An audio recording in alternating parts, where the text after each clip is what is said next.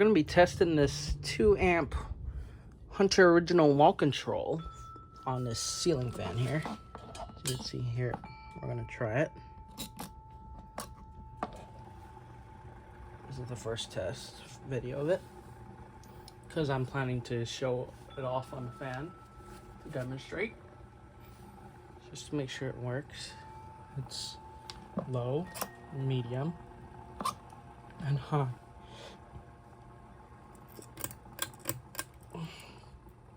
Just to show you that all works.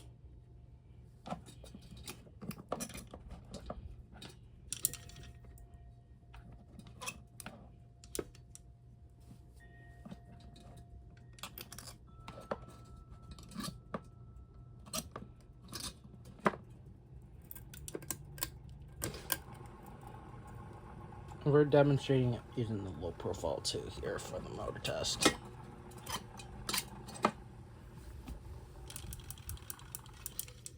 So yeah, I guess that's it. Thank you for watching. Stay tuned for more videos.